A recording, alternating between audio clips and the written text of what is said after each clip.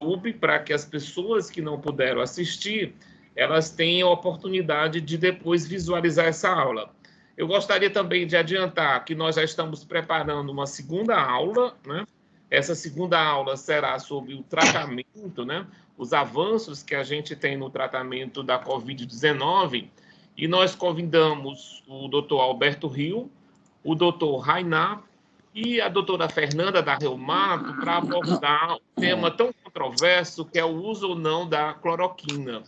Então, eu acho que essa outra aula de tratamento, ela vai ser muito, muito interessante, porque nós vamos colocar polos, né, de condutas diferentes para a gente avaliar. Então, logo que a gente conseguir montar essa aula, a gente vai disponibilizar. A data provável será sexta-feira à noite, 20 horas. Mas a gente vai disponibilizar para todos vocês, quando ela estiver pronta, o mesmo convite que a gente fez agora com essa aula das medidas de prevenção e controle da Covid-19. Então, eu gostaria de convidar a doutora Eveline para ela iniciar a apresentação dos slides, né? E, em seguida, a doutora Luciana falará a parte também dos EPIs. Mande só Boa noite, beijo. pessoal. Manda um beijo para ela. Desabilitem os... É isso que eu estou dizendo.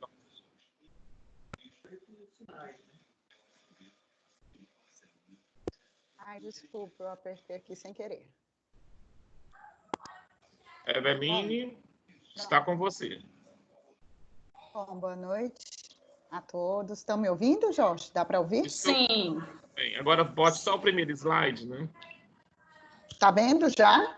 Estou vendo, mas ela adiantou a aula. Não está, não. Está no primeiro, não está, não? Esse é o primeiro? Uhum. Pronto.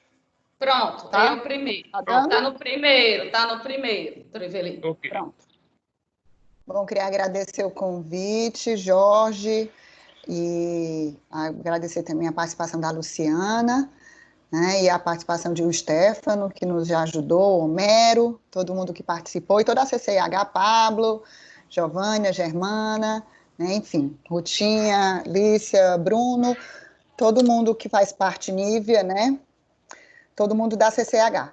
Bom, o objetivo aqui, então, é a gente tentar falar um pouco sobre as medidas de prevenção e controle hospitalar, né, de transmissão de infecção pelo coronavírus e, né, que causa a Covid-19.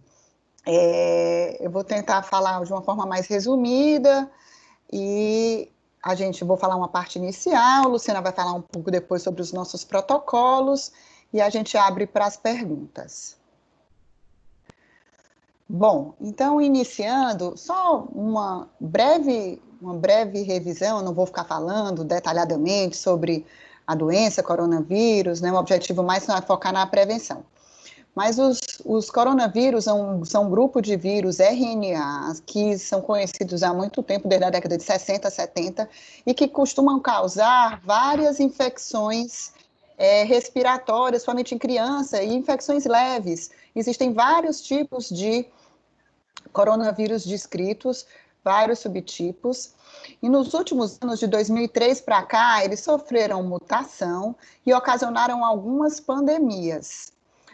Esse primeiro mutante foi o SARS-CoV-1, que é um primo desse atual, que causou uma pandemia na China, mais na Ásia. O MERS, em 2012,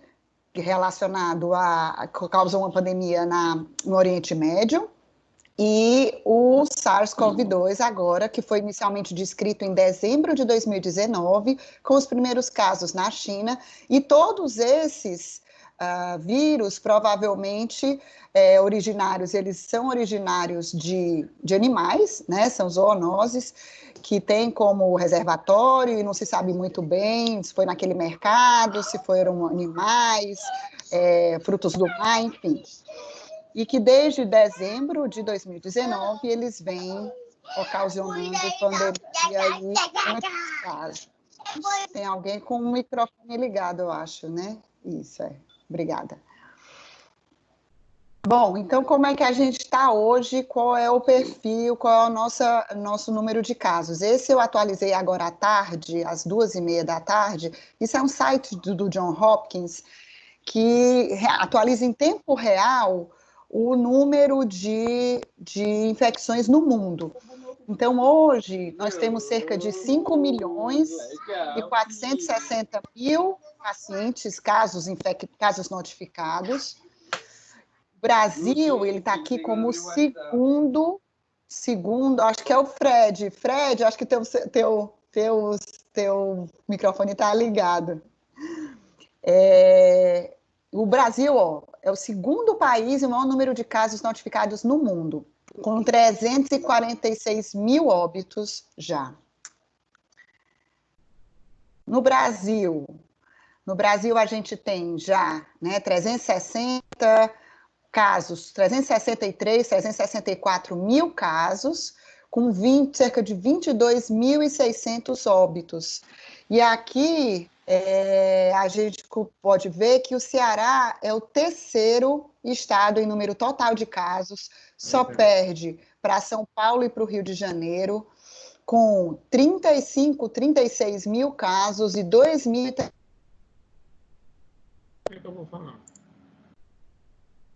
Bom, e aqui falando só muito rapidamente sobre como é o quadro clínico e a evolução da doença. Então, a gente tem, basicamente, após a infecção, o paciente desenvolve sintomas 2 a 14 dias após o contato, com um tempo de incubação médio de 7 dias.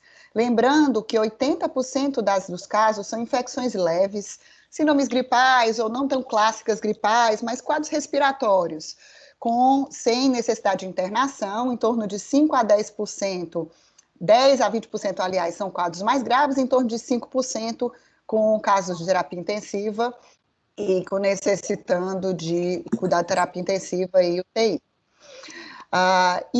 Então, depois de em torno de 7 dias, esse período de incubação pode durar até 14 dias, o paciente apresenta sintomas.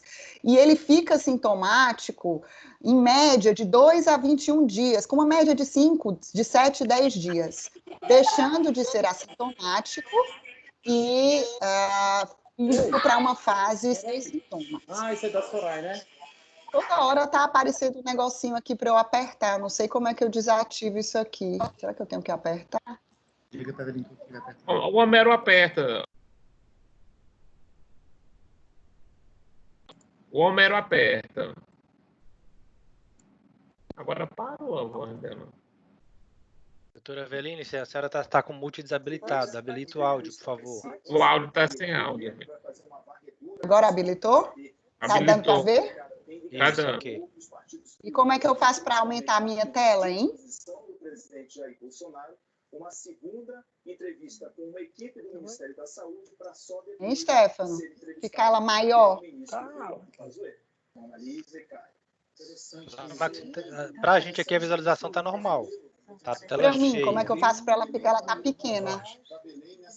Clica lá no canto direito superior, tem o maximizar lá. Expande a tela. Não aumentou, não. Não, tudo bem. Vamos lá. Então, é o seguinte, aqui fica a grande dúvida até que ponto a gente tem... A maioria dos casos, dos pacientes que transmitem a doença, transmitem nessa forma durante os sintomas. Tosse, espirro, gotículas. Só que existe uma dúvida de que existe uma possibilidade, uma comprovação por alguns trabalhos, de que os pacientes podem transmitir a doença também numa fase pré-sintomática, que é nessa fase aqui que não se sabe muito bem quanto tempo dura, 2, 3, 5 dias. E esse gráfico aqui dessa revisão do JAMA mostra que, do início do contato até o início dos sintomas, o PCR pode ser detectado, alguns dias, 3, 4, 5 dias antes do início dos sintomas, e talvez seja essa fase pré-sintomas onde o paciente tem a possibilidade de transmitir de forma assintomática. E como é que o vírus transmite? Então, seguindo os estudos dos outros coronavírus e do SARS-CoV-1, O vírus ele é transmitido principalmente através de gotículas, que aparecem quando o paciente tosse, fala, espirra, e essas gotículas, elas entram na via aérea do paciente, ou elas se depositam em superfícies, na mão, na maçaneta, na pele, e aí você toca, entra em contato com mucosas, ou essas gotículas, elas podem aerosolizar e entrar em suspensão e se transformar em micropartículas, que são os aerosóis, que podem alcançar aí distâncias maiores que 1 metro, 1,5 metro, 2 metros. Então, de uma forma geral, a forma mais conhecida de transmissão é através de gotículas e contato. Só que existe sempre a dúvida até que ponto esse vírus ele pode aerosolizar. E esse vírus também é transmitido na forma de aerosóis, como é um modelo que a gente conhece, que é uma forma mais comum de transmissão da tuberculose, varicela e sarampo.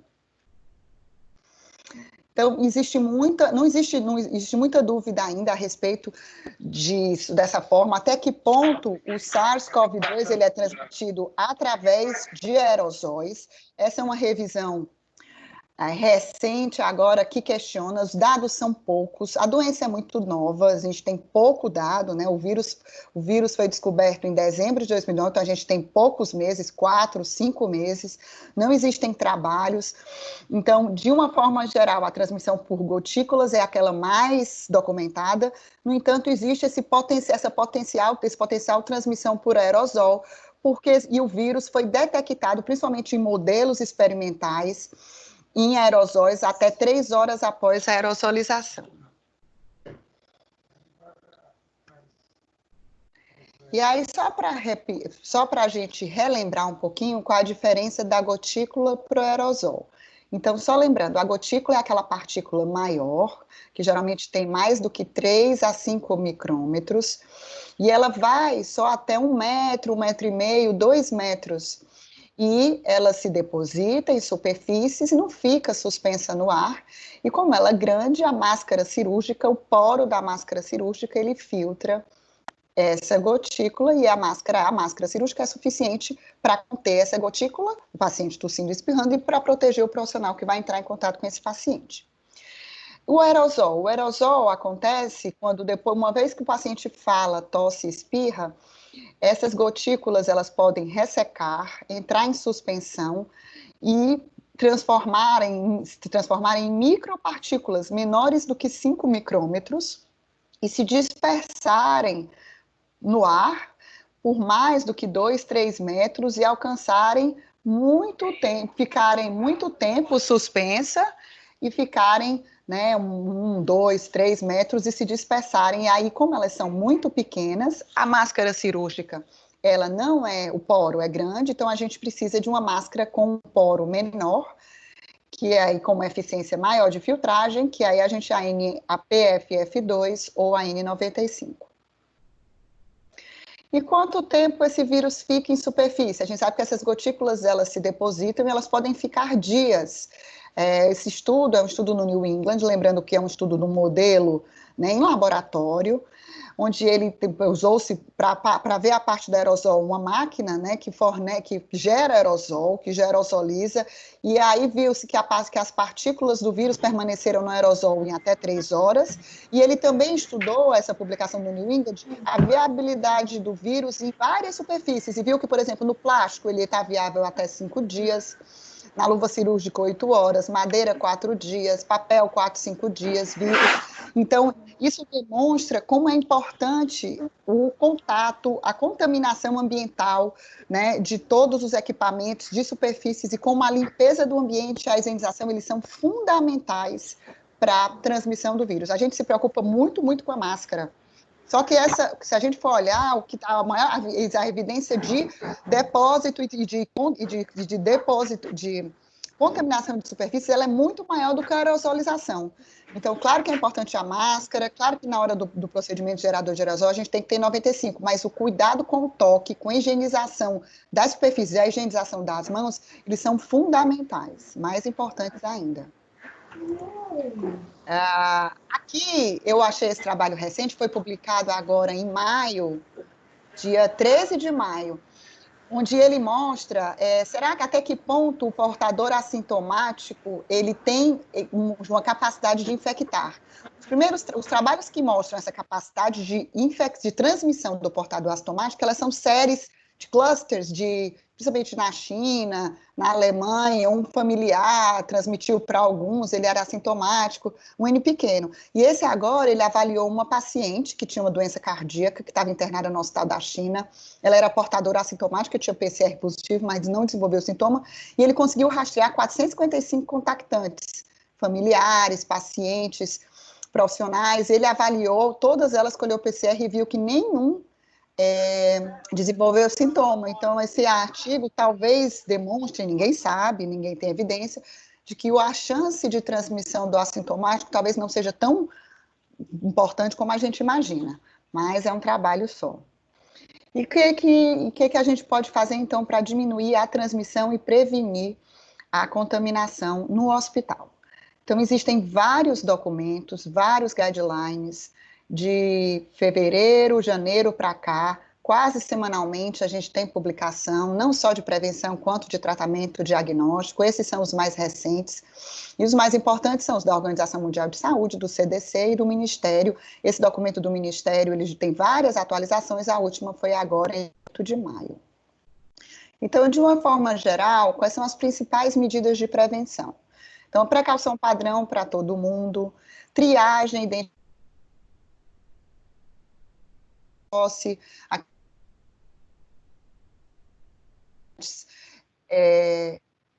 isso.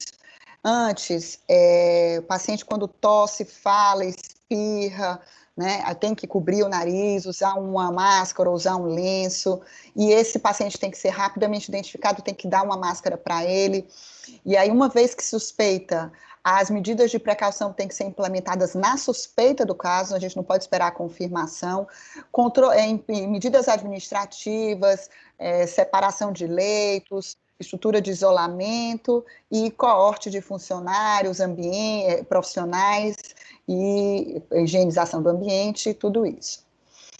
E onde esse paciente deve ser internado? Então, o ideal, o que a literatura recomenda? Quarto privativo, porta fechada, ventilado, e como existe esse risco de aerosolização, principalmente nos procedimentos geradores de aerosol, intubação, broncoscopia, endoscopia, coleta de suave, o ideal é que esse paciente fique em um leito com filtro EPA e com pressão negativa. E aí os documentos, mesmo até não só a Anvisa, mas a OMS, e não é. Esses pacientes, eles podem ficar em coortes, né, em áreas juntos, né, com outros pacientes com o mesmo diagnóstico, na mesma enfermaria. O ideal é que mantenha uma distância com coorte de funcionários. Quanto tempo ele fica isolado é uma coisa ainda indefinida, enquanto persistirem os sintomas, né, aí a OMS lançou agora um guideline essa semana que orienta ele deve ficar isolado a partir de, pelo menos, até 10 dias do início dos sintomas, o Ministério 14 dias, mas enquanto, mesmo assim, se tiver mais do que 14 dias ou 10 dias, se ele tiver sintomas, tiver tosse, tiver febre, ele ainda tem que ficar isolado. E se o paciente está internado, principalmente aquele paciente crônico, traqueostomizado, na ventilação mecânica ou imunossuprimido, não se sabe quanto tempo ele ainda pode excretar. Crianças tendem a excretar mais influenza. A experiência que a gente tem com a influenza é que tanto imunossuprimidos quanto crianças, eles excretam vírus por períodos muito maiores. E o ideal é que esses pacientes mais crônicos, internados, a gente tire do isolamento através da realização de 2 PCRs, que a gente sabe que é difícil no nosso meio, a disponibilidade, a gente tem uma dificuldade de testes. E também existe uma ressalva de que, lembrar que a gente precisa interpretar com cautela esses PCRs, porque mesmo o PCR positivo, ele não necessariamente significa vírus viável. Você pode ter só fragmento de RNA e aquele vírus não está infectante. Alguns trabalhos que ficaram fazendo PCR seriados de pacientes internados e que detectaram PCR com 21 dias, 28 dias, quando esse vírus foi colocado em cultura celular, em cultivo celular, esse vírus não cresceu. Então, talvez esse vírus, ele, na verdade, esse RNA, um PCR positivo, não necessariamente significa vírus viável. Aqui é o ideal, né? Então, o paciente que vai realizar procedimento gerador de aerosol, o ideal é que ele fique na ala com pressão negativa, filtro EPA. A pressão negativa é aquela do quarto em relação ao corredor, porque quando a gente abrir a porta, esse ar, esse aerosol não sair, né? Você puxar, tem uma pressão negativa do quarto em relação ao corredor, com pelo menos 12 trocas e com essa estratégia toda. E, no entanto, isso é impossível, e é impossível não só aqui no Brasil, no Hospital Walter Cantide, no São José, na Unimed, mas no mundo todo, como a gente pode ver, os hospitais de campanha, né, tanto nos Estados Unidos, como na China, na Espanha, vários pacientes juntos, fora da pressão positiva e do filtro EPA. Gosto de assistir aqui, eu estava vendo aqui, você tomando minha mão. Acho que está ligado o microfone, Wiggins. Bom, então vamos para as medidas, né? Então, principais medidas de precaução. Então, precauções padrão são aquelas que devem ser utilizadas para todo paciente, independente da gente suspeitar de... Ixi, saiu minha aula.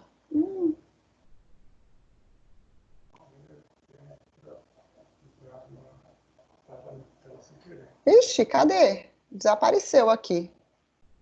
Vocês estão vendo? Ele tem. Usa a seta para cima que você entra. Qual seta para cima? Vizinho ao microfone. Apareceu foi o vídeo. Não tô. Tocou em alguma coisa e os slides saíram. Não estou conseguindo, não. Pronto, voltou. Voltou? Agora aperte, né, Eveline? Porque não está saindo, não. Está só o documento de entrada. O quê? Está aparecendo só os arquivos do seu Note. Está compartilhada a área de trabalho. Tem que seleciona o arquivo. Então, deixa eu tentar aqui. Espera. Clica no compartilhar, vai em procurar, carregar do meu computador.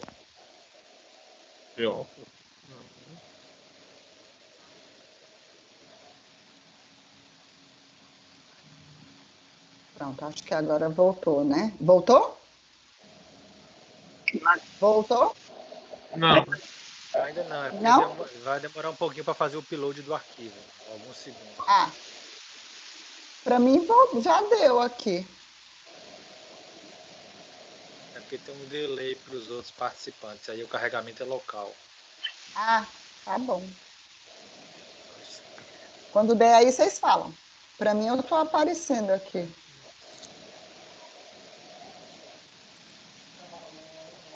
Demorando para aparecer. Eu não cliquei em nada aqui, não sei por que desapareceu. Se tu clicar, não aparece, não, né? Não tem o controle. Mas tem que estar o slide lá. Deu, Jorge? Não, ainda não, Eveline. Ainda está aparecendo os teus arquivos do teu Note. Ixi, pois o meu aqui está aparecendo tudo, ó. O que eu faço? Uma assessora ali. Stefan? Uma assessora ali. Doutora Eveline, no botão compartilhar, vai aparecer 3 opções. Área de trabalho, janela, PowerPoint, caso ele esteja aberto, e o botão procurar. Clique no procurar, ele vai aparecer a opção carregar de meu computador. Pronto, apareceu agora. Deu? Apareceu. Deu? Deu, tá em precaução padrão. Agora, pronto, deu, né? Ótimo. Então, pronto. Tá dando certo? Sim, agora qual é o slide que você vai mostrar? Qual é o número? Medidas de precaução e transmissão e biossegurança, é isso? Tá aparecendo esse. Uhum. Tá bom, então vamos lá. Então, a gente sabe o seguinte, que para qualquer paciente, independente da suspeita clínica, independente do local, independente dele ter uma suspeita de doença infecciosa, existem as precauções padrão que devem ser adotadas para todo doente. Higiene das mãos, O uso de avental, luva, se você tem contato com secreção, com matéria orgânica, com sangue, isso independente do paciente, ninguém sabe quem tem HIV, quem tem hepatite C, enfim. O precaução de contato é aquela que é destinada a doenças que transmitem através do contato, né? Aí, o nosso exemplo clássico são as bactérias multiresistentes. Precauções de gotículas são aqueles transmitidos através de gotículas, que o clássico é meningococo, influenza, e aerosóis TB, varicela e sarampo. E aí, precaução padrão a gente já viu, e aí reforçando a importância da higiene das mãos, principalmente para tudo, para uma medida mais importante para a prevenção de transmissão de qualquer bactéria, de qualquer vírus, de qualquer micro-organismo, e lembrando que a higiene das mãos, ela reduz mortalidade, né? Desde 1840, 1850, Samuel Vaz já comprovou que somente a higiene das mãos, ela reduziu a mortalidade, que é o endpoint, que é o que a gente busca com a cloroquina, com o tocilizumab, com o corticoide, tudo isso a gente quer reduzir mortalidade com o uso dessas novas drogas. E a higiene das mãos já é comprovada que reduz mortalidade de infecções todas. Então, é a coisa mais importante. Aqui os 5 momentos, reforçando, e lembrar que a gente tem 2 formas de higienizar as mãos, 2 produtos, o álcool, que é a primeira escolha, porque é mais rápido, porque é mais potente, é mais eficaz, é mais prático, e se tiver matéria orgânica visível, ou se o paciente tiver suspeita de Clostridium, água e sabão. Para o COVID, né, para as infecções para o SARS-CoV-2, né, o que está bem definido é a precaução de contato e gotículas, de uma forma geral, e as precauções de aerosol para aquelas situações geradoras. Então, existem vários documentos da OMS, também da OMS, do CDC, da Anvisa, com várias tabelas onde ele coloca o tipo de profissional, qual é a atividade, qual é a precaução recomendada. Então, para o profissional de saúde que entra no quarto do paciente, que vai ter contato direto com esse paciente, a recomendação é máscara cirúrgica, avental, gorro e óculos ou face shield. Essa é a recomendação tanto da OMS quanto do Ministério da Saúde. E aí, se ele for realizar um procedimento gerador de aerosol, aí sim, ele precisa usar um N95 ou uma PFF2. E continua com máscara, o gorro, o óculos ou o face shield. Aqui, esse documento da Anvisa, ele é uma tradução, ele segue toda a recomendação da OMS, que também separa pelo tipo de profissional, a atividade que ele vai realizar e qual é o EPI necessário, né? Falando que durante a assistência ou procedimentos em geral, a máscara é cirúrgica e no procedimento gerador de aerosol é a N95. E aí, lembrando só quais são os procedimentos potenciais geradores de aerosol, ventilação não invasiva, intubação, nebulização, coleta de amostras, broncoscopia e endoscopia. Aqui só é o mesmo slide.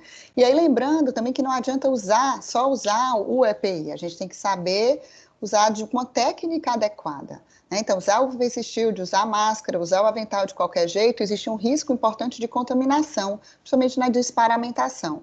Então, sempre lembrar de higienizar as mãos antes, um treinamento correto, utilizar antes de entrar no quarto, ou na UTI, ou na unidade, remover antes de sair do quarto ou da unidade, não sair com o avental, com a luva tocando na maçaneta, tudo, e descartar aqueles itens que são de uso único. A gente tem que ter todo um cuidado na hora de colocar, para não contaminar, tocando na máscara.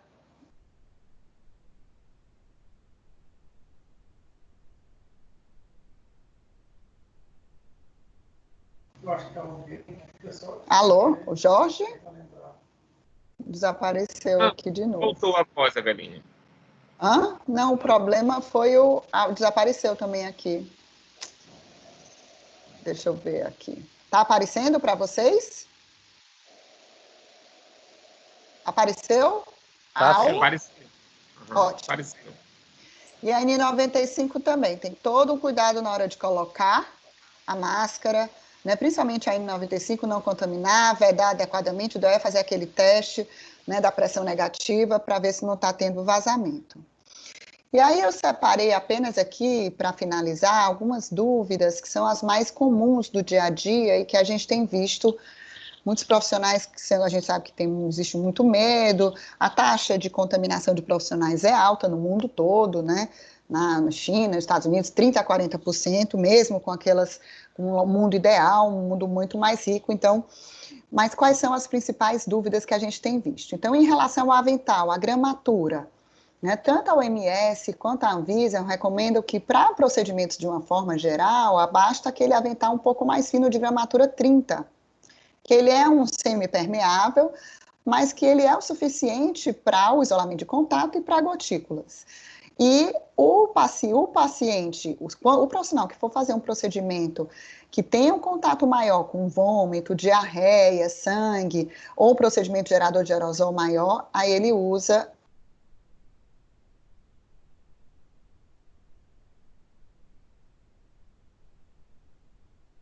máscara. Nossa, desapareceu. Nossa, alguma coisa acontece. Vocês estão vendo?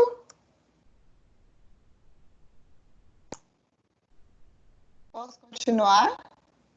Sim. Tá bom. É que fica desaparecendo de vez em quando para mim aqui, eu não toco em nada, acho que é alguém que está, não sei. Bom, em relação à máscara, de uma forma geral, é a cirúrgica, a gente tem que ter todo o cuidado, né? O tempo de troca, ele é bem variável, 2 a 4 horas não sabe muito bem. A OMS tem um documento de uso estendido que é até 6 horas, mas o importante é enquanto ela não está úmida, nem tá rasgada. E em relação à N95, é a grande dúvida nossa, né? Quanto tempo se deve usar N95? Lembrando que para tuberculose, não há um tempo específico de validade da N95, né? A gente tem uma experiência enorme de uso de N95 para TB, sarampo e varicela, e essa máscara é usada enquanto ela estiver viável, enquanto ela estiver seca, úmida, então ela pode durar 5, 7, 10, 15 dias. Então, esse tempo aí é um tempo bem variável e que agora, no início, a gente usava para cada procedimento, agora, diante de todas essas evidências e a escassez de EPIs no mundo todo, tanto a OMS como a Anvisa recomendam que se pode fazer um uso mais estendido, no entanto que ela seja bem acondicionada e que ela esteja íntegra e vedando direitinho. Existe esse documento da OMS que é só sobre o uso de máscaras. Eu achei interessante que ele fala na comunidade. Na verdade, existe qual é o maior benefício, qual é a maior indicação de uso de máscara na comunidade, fora do hospital. É que se eu tiver sintomática ou pré-sintomática, eu bloqueio, né, as minhas gotículas e que eu diminuo a transmissão se eu tiver sintomático, né? E isso na comunidade. No entanto, essa medida, se a gente for olhar a medicina baseada em evidência, a literatura, não existe ainda um benefício de que ele realmente reduz a taxa de infecção. Existe um potencial benefício, ele é utilizado em muitos países para as outras pandemias, foi implementado pela OMS, pelo Ministério, mas se a gente for olhar a evidência, não existe uma evidência de que o uso de máscara para pessoas saudáveis e na comunidade realmente tem impacto. E existe o risco do uso da máscara, ele dá uma falsa sensação de segurança e levar a um negligenciamento das medidas mais importantes, que são o isolamento social e a higiene das mãos. Então, não adianta nada você estar no meio da rua, no aglomerado N95, toda contaminada, suja, você tocando, sem isolamento social, sem higiene das mãos. Então, isso acaba saindo como um tiro no pé. Então, tem que relembrar da importância das outras medidas.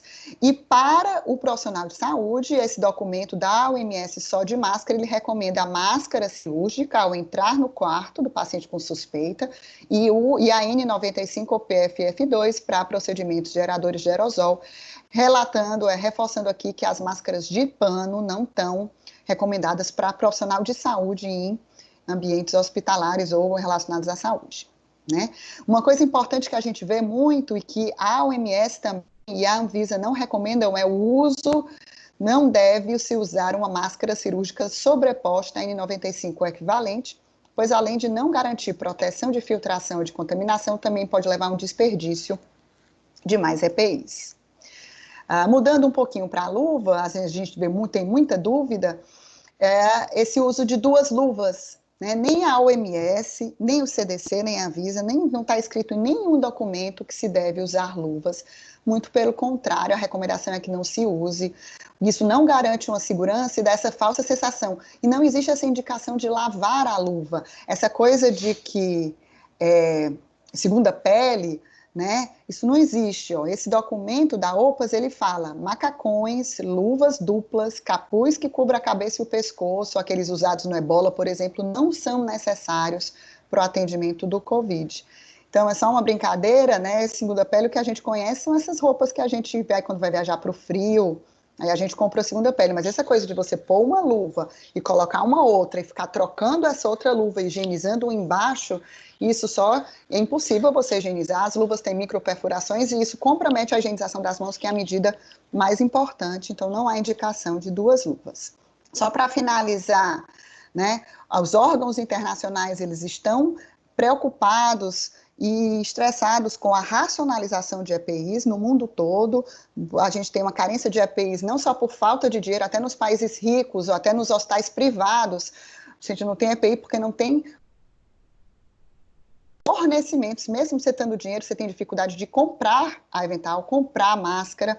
Então, existe uma necessidade de um uso adequado, racional, né, para que não falte o que a gente viu que está faltando. E vários documentos, tanto do CDC como a Anvisa, esse documento da OPAS, com a OMS, ele recomenda o uso racional de EPIs em consideração de desabastecimento grave, que são as que a gente vai falar, que a gente vive, e aí ele coloca nessas situações algumas possibilidades, como o uso estendido de máscara cirúrgica, N95 e até aventais, o uso do mesmo avental sem remover para atendimento de pacientes diferentes que tenham a infecção pelo Covid. Bom, então eu acho que agora a gente vai passar para a Luciana, que vai falar um pouquinho dos nossos protocolos e do HC, e aí depois a gente abre para as dúvidas. Obrigada.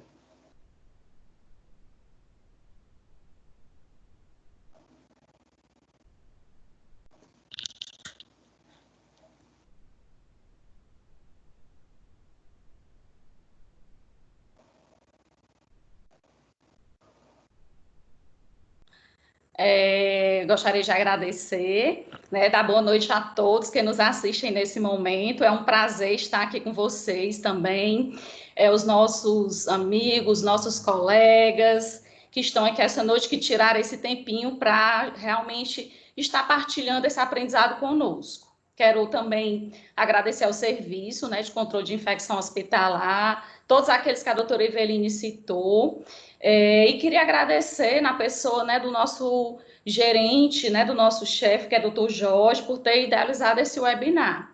Realmente é um momento muito bom, onde aqui também todos nós estamos trocando aprendizado.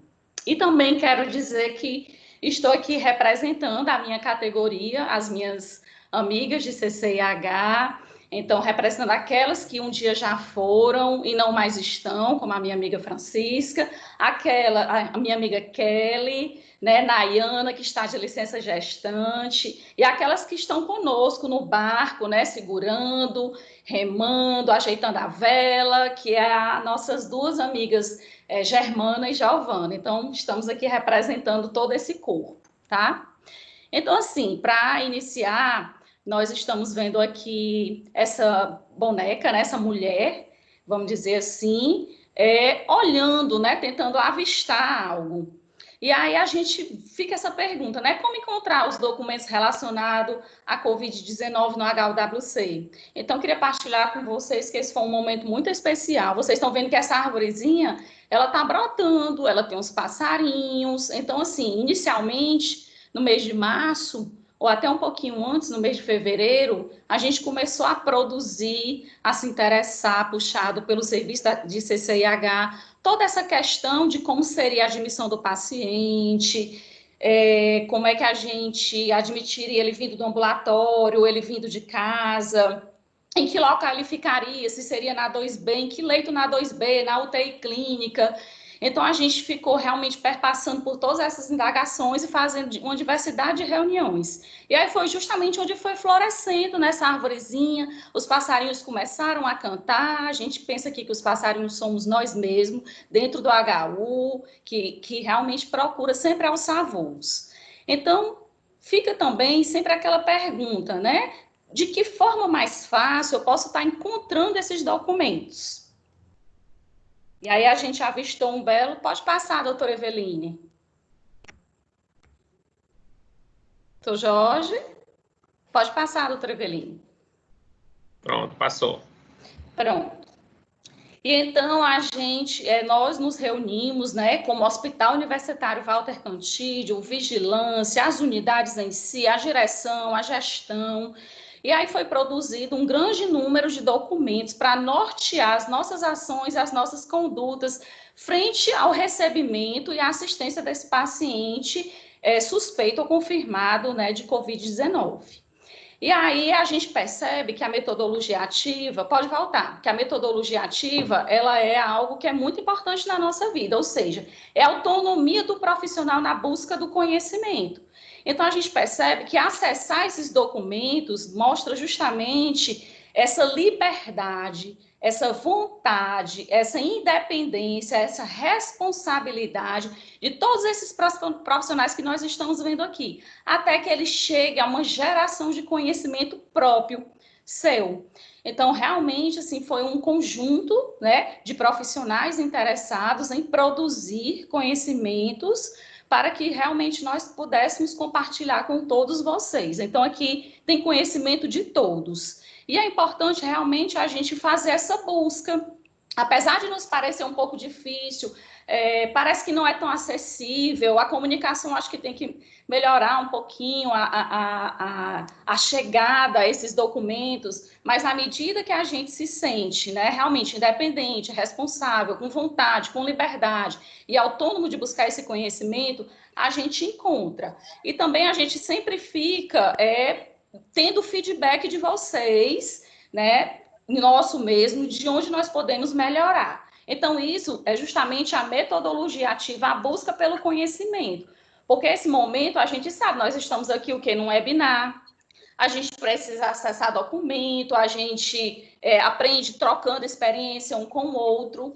E aí eu gostaria de citar um livro, A Quarta Revolução da Educação, do educador britânico Seldon, que ele diz o seguinte: a ciência da aprendizagem já demonstrou por meio de estudos que o engajamento é fundamental para a retenção de conhecimento, seja no ambiente presencial ou virtual. Por quê? Porque o profissional ele vai desempenhar um papel ativo e dinâmico, e ele consegue reter por mais tempo esse conhecimento. Então, quando ele busca acessar esses documentos, esses fluxos, essas normas, essas orientações, esse POP, esse procedimento operacional padrão, ele realmente consegue consolidar melhor o seu conhecimento. Pode passar, doutora Eveline.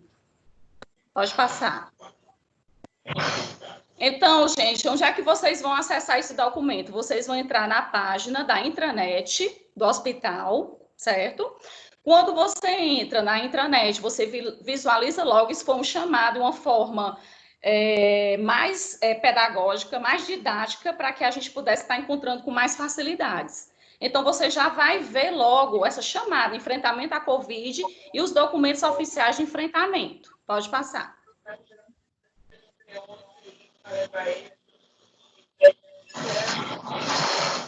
Pode passar, doutora Eveline.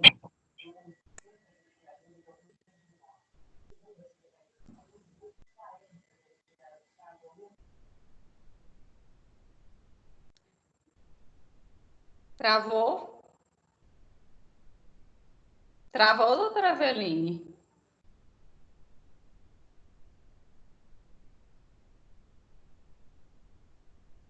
Pronto. Retorna. Pronto, isso. Pode passar. Então, pronto, depois que você acessa o documento oficial, você já entra nos documentos Covid-19. E aí você vai encontrar plano de enfrentamento. E quando você clica, você vai visualizar documentos. Doações, você visualiza documentos. Ofícios circulares, você visualiza, então, à medida que você vai clicando, protocolos, então saem diversos protocolos. O que a gente orienta? Realmente são muitos documentos, eu não vou aprender todos de uma vez, mas está aqui para consulta, mas o que você pode estar fazendo? Se eu trabalho em determinado serviço, eu vou ter alguns documentos próprios, alguns fluxos, POPs, normas, recomendações próprios do meu serviço. Então, eu vou justamente acessar esses e vou aprender esses que realmente requer de mim a compreensão e o entendimento para que eu possa colocar em prática. O que você pode fazer também? Você pode estar imprimindo e estar fazendo o seu blocozinho para que você possa estar vendo e possa até estar contribuindo de alguma forma também, porque quem está na ponta da assistência tem valorosas contribuições. Então, eu estou vendo que na prática... isso aqui poderia ser melhorado, essa comunicação dentro desse fluxo, dentro desse procedimento operacional padrão. Pode passar. Então, como eu falei para vocês, ó, protocolo de tratamento dos pacientes com Covid, que vai ser a próxima live, a próxima webinar, aliás. E orientações, a gente vê orientações para profissionais de saúde envolvidos nos cuidados do paciente com Covid, a chegar no domicílio, né? Então, aqui tem uma diversidade de orientações. Inicialmente, é como eu disse, você pode se apropriar do conhecimento que precisa daquele momento que você se aproprie dele. Pode passar. Pode passar. E aí, só para mostrar, né, essa árvore já frondosa, pode voltar. Volta, doutora Eveline. Volta só, pronto. Essa árvore frondosa da produção de conhecimento do SCH, né, e HOWC com todas as unidades durante a pandemia. Então, aqui a gente tem, em média, de 54, tem vários documentos, mas eu pus dentro dessa árvore aqueles que a SCH ou validou ou elaborou, que o SCH teve uma produção junto com as unidades. Então, aqui dá, em média, de 54 produções, onde nós tivemos 11 normas e informes, 13 POPs, 18 fluxos, um protocolo, um formulário específico e 8 orientações e recomendações. Então, a gente viu aquela árvorezinha no início, daquela jovem mulher, né, despontando ali algumas arvorezinhas, algumas florzinhas, alguns frutinhos, alguns passarinhos, mas agora a gente já vê uma árvore frondosa, que foi justamente essa árvore que frutificou com esse espírito de equipe, né? Pode passar. E aí nós vamos para esse momento, né, dentro dessa norma, né, da paramentação e desparamentação. Então, a doutora Eveline já expôs muito bem, já falou muito bem, nós capacitamos, eu creio, mais de 1.100 colaboradores do HU com relação a isso. Mas nós vamos falar aqui o quê? Que a paramentação, né, ela diferencia quando a gente está na cena de geração de aerosóis e quando a gente está na cena de geração de gotículas, né? Então, os aerosóis são partículas menores do que 5 micra e as gotículas maior do que 5 micras. Então, quais são os procedimentos? São aqueles que a doutora Eveline já citou. Intubação, reanimação cardiopulmonar, nebulização, ventilação não invasiva, alto fluxo, aspiração, coleta de suave de nasofaringe e broncoscopia. Então, se eu me deparo na cena que eu vou ter que cuidar do paciente, participar de uma reanimação, então, como é que eu devo proceder? Né? Eu tenho que, primeiramente, higienizar as minhas mãos, preciso, né, colocar o meu avental, que no caso aqui, o avental, qual é, gente? É o avental de gramatura 30 ou de gramatura 50? Alguém pode responder? Os participantes podem responder, esse aqui é o avental de gramatura 30 ou 50? Vamos lá. É o avental de gramatura 50, tá certo? Por quê? Porque ele vai estar paramentado para um procedimento gerador de aerosóis, certo?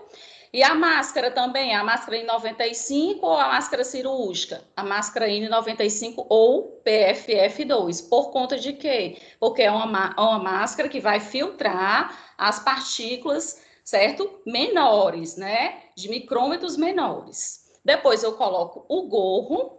E depois eu posso estar colocando o protetor facial ou o óculos de proteção, certo? Então, assim, nas nossas visitas às unidades, como forma de orientar e educar em serviço, nós observamos o quê? O uso do óculos, do protetor facial, junto com a face shield, com a viseira, e a gente esclareceu que não havia necessidade, né? O uso da máscara N95, mas sobreposta à máscara cirúrgica, como a doutora Eveline já bem falou, isso atrapalha e gasta mais equipamento de proteção individual, tá?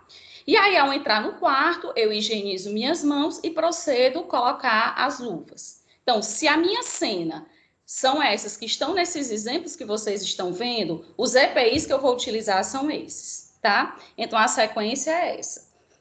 E na desparamentação, o que eu vou fazer? Eu vou tirar primeiro o meu avental, depois eu retiro as minhas luvas, isso tudo com técnica, certo? Nós estamos recebendo o avental que não é fechado com velcro, mas que ele é fechado realmente com um lacinho, com a fita. Então, o interessante é que eu pegue essa fita, ponha ela pertinho, mais aqui do meu tórax, e fixe, para evitar justamente que eu fique com as mãos que estão com as luvas, indo para trás e tendo risco de me contaminar, tá? Então, retiro o avental, retiro as luvas, higienizo as mãos, certo? Retiro o meu protetor facial, óculos de proteção e higienizo as mãos. Quando eu saio do quarto do paciente, eu higienizo as mãos, retiro o gorro e retiro a máscara. Sempre lembrando, né, que a máscara é a última coisa que nós tiramos. Só que muitas vezes eu estou numa cena onde eu mantenho, por exemplo, na unidade COVID ou na UTI COVID, né, eu me mantenho muito tempo paramentada. Mas quando eu for sair dessa unidade, eu procedo à desparamentação, como foi falado aqui. Pode passar, doutora Eveline. Gotículas, como nós falamos, essa cena a gente vai justamente observar, é uma cena que não é geradora de aerosol, tá? Vamos dizer assim, são procedimentos secos. Os procedimentos úmidos e geradores de aerosóis é que a gente realmente vai estar utilizando o avental impermeável com a máscara N95. Já naqueles que não são geradores de aerosóis, a gente vai estar usando máscara cirúrgica, essa é a diferenciação entre um e outro. E o avental de gramatura 30, tá? Que ele já vem multicolor, de várias cores. Então, o primeiro passo é higienizar as mãos, coloco o avental, aí eu vou colocar a cirúrgica, e não a N95, coloco o gorro, o protetor facial ou o óculos de proteção. Na saída, higienizo minhas mãos e ponho as luvas. E a desparamentação é a mesma sequência, tá? O que diferencia aqui realmente é só a questão da máscara e do avental. Eu retiro o avental, sempre lembrando de esse que não fecha com velcro, colocar a fitinha para cá. Retiro as luvas, higienizo as mãos, retiro o protetor facial ou óculos de proteção e higienizo as mãos. Na saída do quarto box, higienizo as mãos, retiro o gorro e retiro a máscara cirúrgica, ok? Pode passar. E aí, aquela questão que a doutora Eveline já lançou, racionalizar para não faltar. Então, nós observamos aqui diversos artigos, diversas chamadas, falando da situação dramática mesmo, da crise do coronavírus, né, nos hospitais da Itália, a falta de máscaras, que trouxe tensão para os espanhóis, né, o alerta dos profissionais para a falta de máscaras indicado para casos de coronavírus no Rio, né? A ameaça mesmo dos profissionais de saúde pela falta de EPI. Então, toda essa situação leva para uma reflexão de que nós temos que utilizar os nossos EPIs de forma racional. E a gente pensa que não, mas às vezes a gente pode estar economizando sem gerar risco. Eu penso e sou nós, né, pensamos e tentamos justamente racionalizar de forma que fique bem o profissional de saúde, com certeza, e que também fique bem aquele que vai receber o cuidado do profissional de saúde. Pode passar. A dificuldade da compra de insumos, né, leva ao risco de desabastecimento, a falta de EPI preocupa a Organização Mundial de Saúde. Essa negociação que a gente viu do Ceará com a China para adquirir esses insumos, a gente sabe, recentemente tem, né, vários voos que vieram e que deixaram, e aí ocorre a distribuição.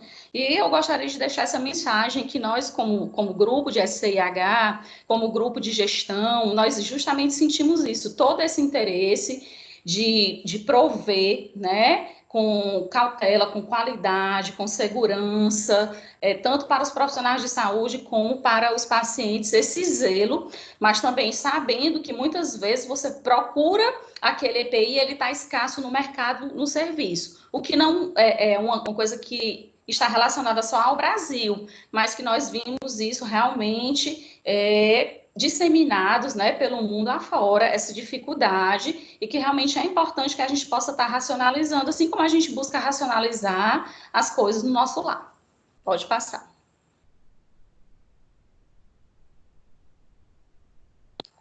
E aí, a OPAS, né, a doutora Eveline já até fez um comentário, ela trouxe justamente essa medida temporária devido à escassez dos equipamentos.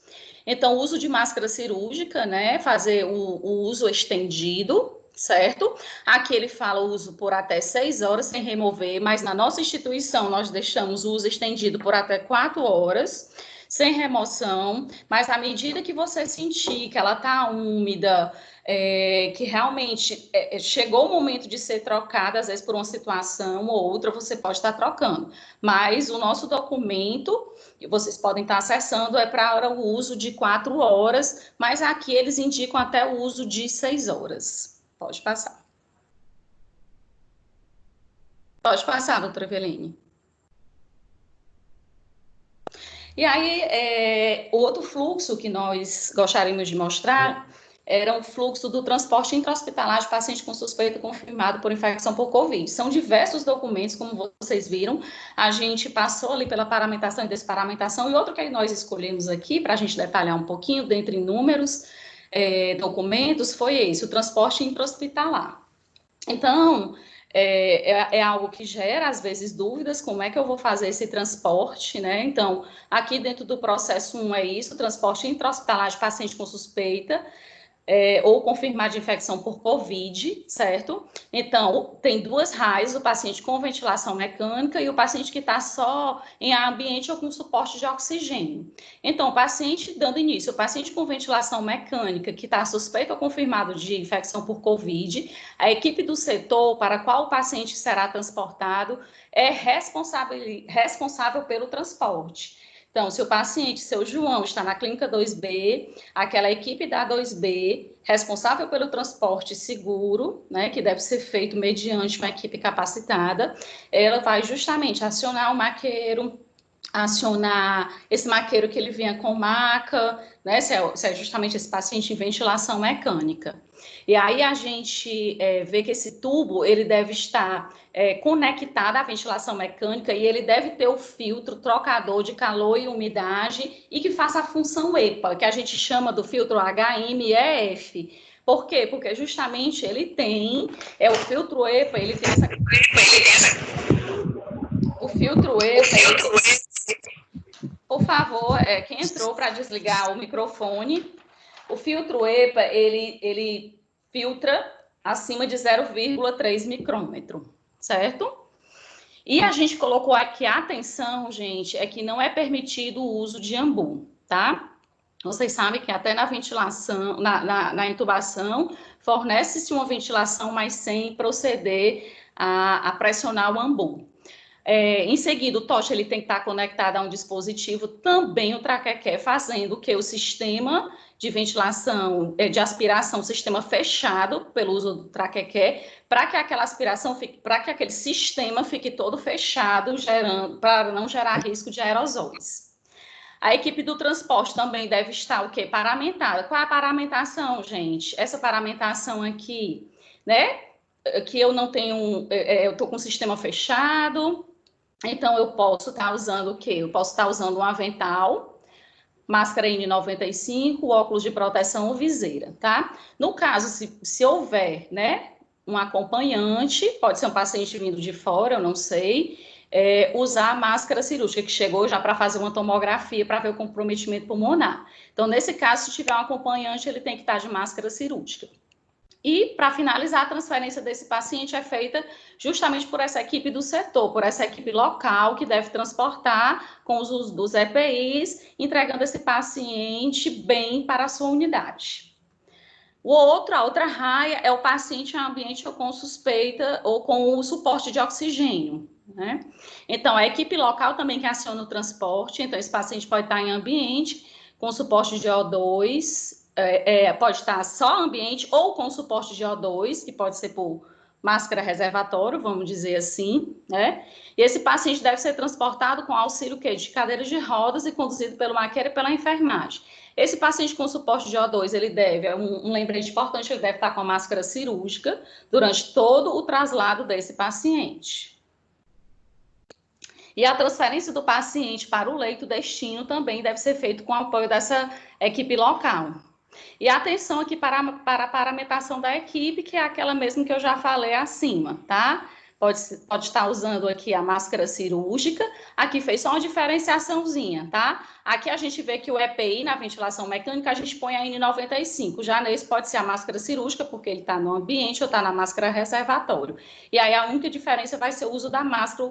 Os demais EPIs permanecem, tá? O avental de 30 gramas, a luva, a viseira e o óculos de proteção. Pode passar. Pode passar, doutora Evelina. E o outro que nós escolhemos é a alta do paciente internado na enfermaria COVID, certo? Então, os pacientes, eles ficam, né? Hoje nós temos a unidade com a enfermaria, que ficou ali na pediatria, a UTI COVID, e a UTI clínica, né? A UTI pós-operatória, que está na UTI clínica. E abriu certamente já a UTI do TMO.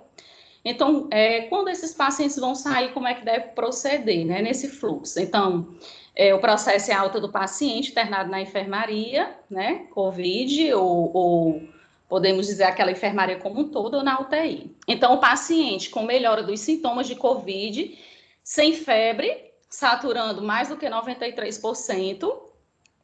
Então, se esse paciente chega no momento de condição de alta hospitalar, você vai passar por um processo decisório. Se ele tem condições de alta hospitalar, se sim, pronto, encerrou, ele sai de alta hospitalar, tá? E caso esse paciente não tenha cumprido os 14 dias de isolamento, após o início dos sintomas, manter o isolamento domiciliar. Se não, se esse paciente que se encontra assim bem, ele não está com condições de alta hospitalar, a gente vai ver se ele atende aos critérios para sair do isolamento. Quais são? 14 dias do início dos sintomas, 72 horas sem febre, sem dispneia e uma saturação acima de 95%. Se sim, ele vai ser transferido para um leito compatível com o serviço que acompanha, e se não, ele vai permanecer na enfermaria COVID, certo? Isso é muito importante, justamente de nós estarmos vendo, estarmos avaliando todas essas questões para que a gente não possa está transferindo o paciente que vai para a unidade sem isolamento, gerando risco para todo o seu entorno. Pode passar. Pode passar, doutora Eveline. E aí a gente colocou essa... Pode voltar, doutora Eveline. Nós colocamos essa rosa vermelha, né? Linda essa natureza do Senhor. E a gente colocou aqui ela brotando em meio à rocha, em meio a todas as dificuldades. Então, é isso que o Serviço de Controle de Infecção Hospitalar, junto com a gestão, e junto com toda a enfermagem, né, toda a equipe multiprofissional e interprofissional, médicos, farmacêuticos, todos aqueles que nos ajudam no dia a dia, justamente mesmo em meio à adversidade, a brotar, né? A brotar coisas belíssimas. Então, essa frase, né, foi uma frase construída numa sexta-feira à tarde, da equipe da SCIH, em especial o nosso doutor Henri Pablo, onde a gente realmente viu assim brotar toda a emoção desse momento. Diante de toda a aridez deste cenário, o amor fez brotar covida germinada de forma coletiva. Então, nós brotamos, né, vida que germinou de forma coletiva, e isso é o mais importante. Né, justamente a gente ter esse espírito de equipe, esse espírito de união, onde justamente o que vai resultar em benefícios para todas aquelas pessoas que estão ali envolvidas, em especial para o paciente que nós cuidamos. Pode passar. Pode passar, doutora Eveline. E aqui a nossa equipe da SCIH, nossos momentos também de de confraternização natalina, de confraternização com os nossos gestores, onde está aqui Dr. Jorge, Mona Lisa, onde estão aqui as nossas colegas do dia a dia, Viviane, Francélia, Ana Maria, Germana, Geovana, Isabel, doutora Michele, doutora Ruth, doutor Bruno, Manu, Fátima, Jô, me perdoe se eu esqueci alguém, mas assim, somos uma equipe que sempre não somos perfeitos, mas buscamos sempre a oportunidade de melhorias. Então, era isso que nós tínhamos para apresentar e estou disponível aqui juntamente com a doutora Eveline para as perguntas. Obrigada. Bom, pessoal, foi muito boa a aula das duas, excelente. Eu já tenho várias perguntas para o grupo.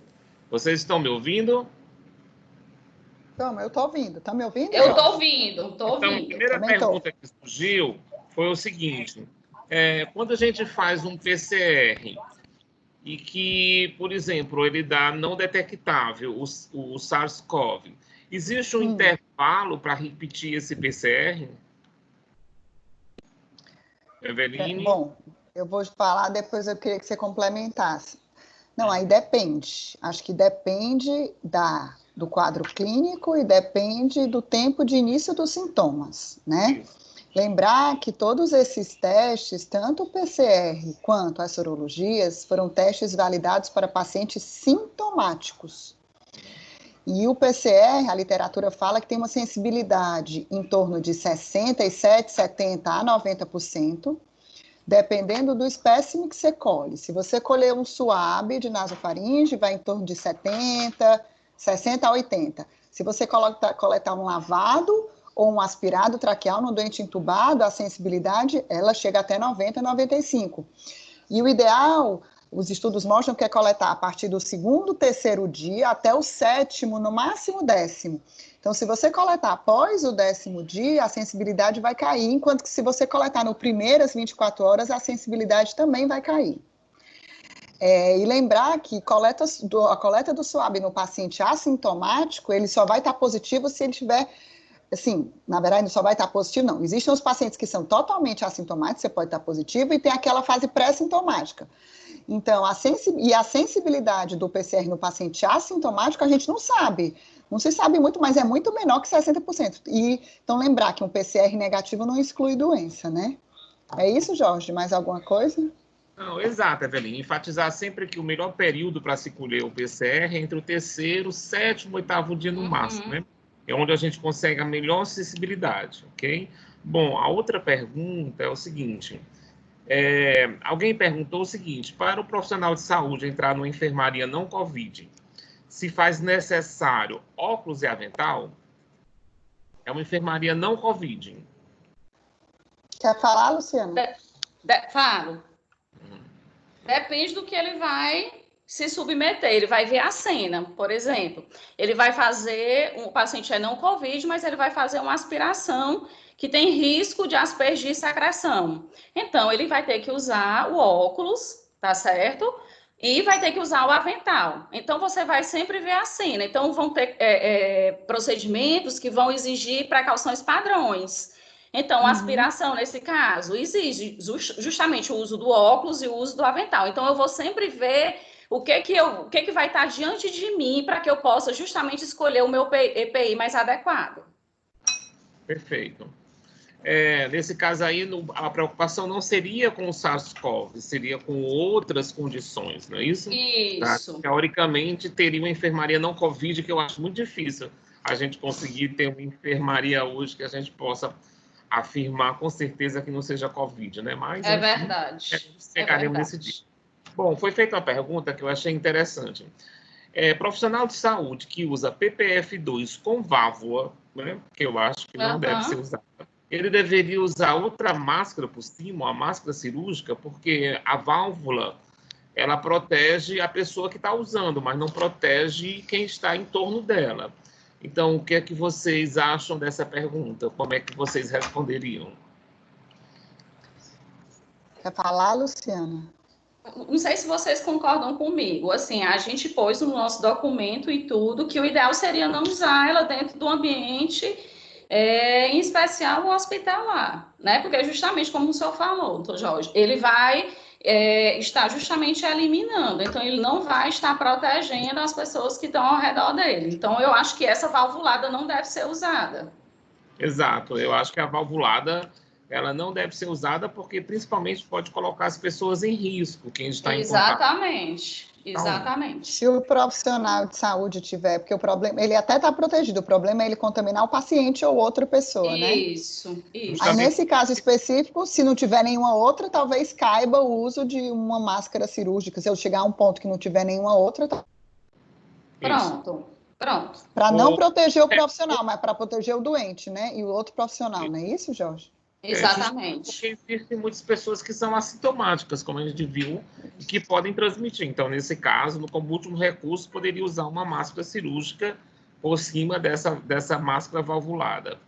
Bom, isso aqui é para a Luciana, que eu achei bem interessante. Existe alguma recomendação escrita para a proteção da pele quando a gente usa a N95, principalmente que ela marca muito o rosto do profissional que usa durante todo o turno de plantão a N95? O serviço de estomoterapia do hospital ficou responsável por essa parte, né? E existe sim orientação, além do serviço do hospital, mas já tem documentos justamente falando das lesões de pele ocasionada pelo uso da máscara. Hoje mesmo, eu cheguei em casa e a minha pele estava bastante marcada e bastante vermelha, porque tem peles que são mais sensíveis. Então, é orientado realmente o uso, né, de curativos, ou aqueles hidrocoloides finos, ou aqueles filmes transparentes que realmente possa proteger a narina, nessa região da narina, que é bem afetada, como essa região também aqui dos ossos, né, maleolares. Pronto, perfeito. Luciana, Jorge, deixa eu só fazer uma pergunta. Essas pomadas, Cavilon, essas pomadas para pressão, elas têm benefício? A gente tem um protocolo do hospital, a estomoterapia escreveu num protocolo nosso? Eu tenho que ver direitinho, dentro daqueles documentos, eu acredito que está lá, já que a estomoterapia já escreveu, mas assim, eu não acessei recentemente, mas as meninas da estomoterapia, elas estavam envolvidas com essa questão da proteção da pele do profissional, sim. O hidrocolóide foi o que eu vi que protege mais a pele dos profissionais. Eu já vi muitos usando hidrocolóide, né, que está eliminando, está diminuindo muito a acentuação da marca, né, da pele. Isso. Bom, essa pergunta aqui eu achei interessante, que a gente já tem no nosso protocolo. Durante o procedimento de endoscopia, qual o avental que deve ser usado? A endoscopia. Quer falar, Luciana? Posso falar. O da endoscopia, a gente fechou... Gramatura 50, né? Deve ser o impermeável, 50, já que impermeável, tem risco exatamente. De geração de aerosol, secreção. Fechamos máscara em 95, tudo. Na verdade, eu só queria reforçar que essa recomendação é independente de Covid. Isso. Né? Na verdade, isso aí é precaução padrão. Então, toda vez que você for fazer uma broncoscopia, ou você for fazer uma endoscopia, né? Ou você for aspirar um paciente ou dar banho, o ideal é que, independente do Covid, para proteger contra HIV, hepatite B, hepatite C, a gente usa avental impermeável para cirurgias com contato, né? Coisa que a gente, antigamente, assim, coisas que eram para ser usadas e eram meio negligenciadas, né? E que, na verdade, a gente precisa de um avental impermeável para fazer qualquer procedimento que tenha contato com secreção, qualquer cirurgia, qualquer contato com sangue, com respingo, independente de coronavírus ou não, né?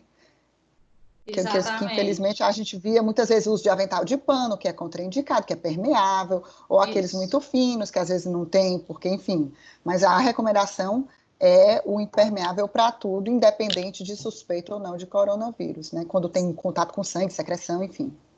Exato, só rememorando que justamente como a doutora Eveline, são coisas que a gente viu nos bancos da academia, onde nós realmente passamos por toda essa cena de aprendizado, de usar luva, de usar avental, de ver qual era a cena que eu ia fazer para prestar assistência, o que eu iria usar. E esse momento da pandemia, ela trouxe coisas ruins, mas também trouxe coisas positivas que eu acho que a gente tem que fazer com que ela seja benéfica, que foi rememorar para a gente o uso correto do avental, da luva, como se paramenta, né, como se desparamenta. Então, pensar que houve um reforço nessa aprendizagem que talvez estava um pouco mais escondidinho.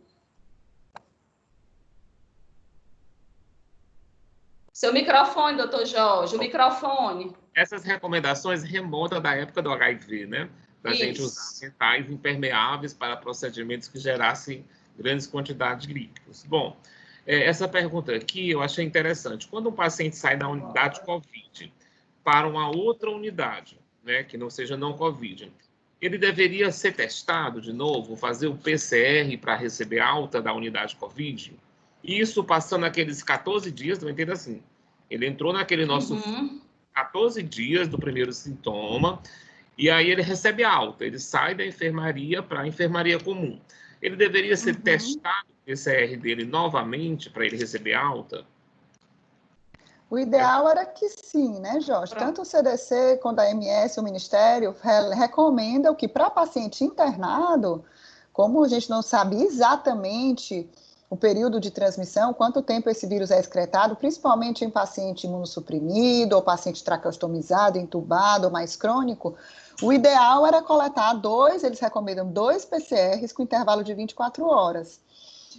Lembrando que também os documentos ressaltam que o fato de se ter um PCR positivo não necessariamente significa que ele tem infectividade, né? Tem alguns trabalhos publicados com, acho que um de 40 casos, o primeiro 15, 18, agora 40, que seguiu vários doentes que colheu o PCR, pacientes que ficaram positivos com 21, 28 dias, esse vírus, quando foi colocado em cultivo de célula, aquelas células vero, ele não cresceu. Então, um PCR positivo não necessariamente significa vírus viável, você pode ser só fragmento de RNA e ele está lá. Então, assim, os documentos relatam que o ideal é colher. Qual é o problema? Que na prática a gente não consegue nem agilidade para dar diagnóstico, a gente não consegue nem coletar a PCR de todo mundo, né? Até para óbito, muitos pacientes vão a óbito, a família não tem funerária, não tem velório, não tem nada, porque não deu, não conseguiu, a gente tem uma dificuldade enorme de acesso à coleta e a resultado. Então, por causa dessa dificuldade, os próprios documentos recomendam, inclusive tem esse documento da OMS agora dessa semana, que fala que no paciente internado, se você não dispuser do PCR, que é a nossa situação no Brasil, incluindo os hospitais particulares, a gente não tem de rotina, você teoricamente pode dar alta, sair do isolamento, se tiver pelo menos 14 dias do início dos sintomas, e que se ele tiver 72 horas sem sintomas, e é sem febre, sem tosse, sem secreção, então às vezes o doente demora, mas seria o ideal, né? Doutor Jorge, eu vi que Cristiane Magalhães levantou a mão, não sei, eu vi aí a mãozinha levantada, Cristiane Magalhães, nesse instante.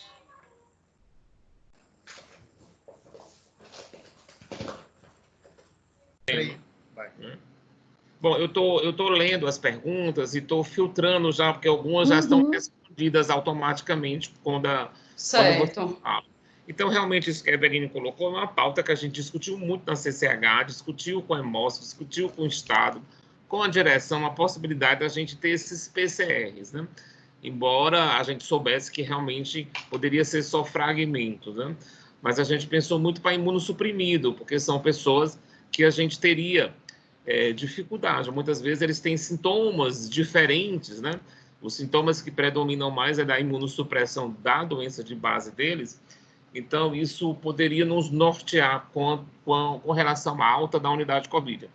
Mas, infelizmente, a gente não conseguiu, né, que a gente tivesse acesso à repetição desses PCR, né, devido à dificuldade inerente que se tem de se fazer PCR. Bom, vamos lá.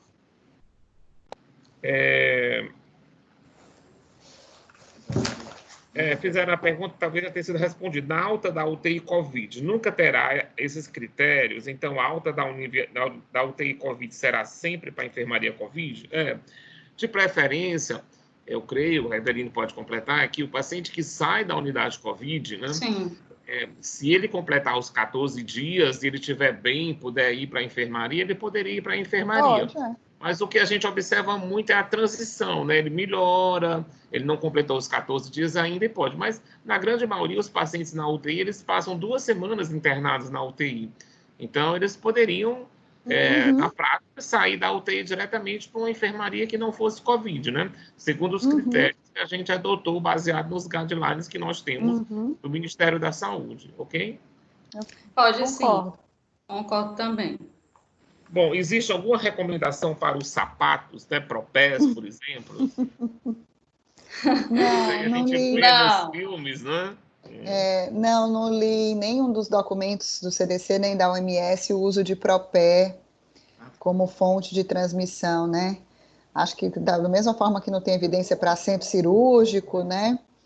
Para infecção de sítio cirúrgico, acho que o sapato para hospital, né, a gente não tem. Aí você pergunta, por que a gente chega em casa e deixa o sapato fora? Aí já é mais para quem tem criança, se você anda descalço, pega no chão, bota na boca, né? Mas acho que para ambiente lá não vi, para instituição de saúde, nenhuma indicação de uso de propé, não, nem bota. Só bota só se tiver muita secreção, né? O pessoal da higienização, que já é para usar o EPI independente do Covid, né? Exato. A gente tem que lembrar que são gotículas, né? E as gotículas é no toque das mãos, né? Que a gente adquire ou a gente transmite, né?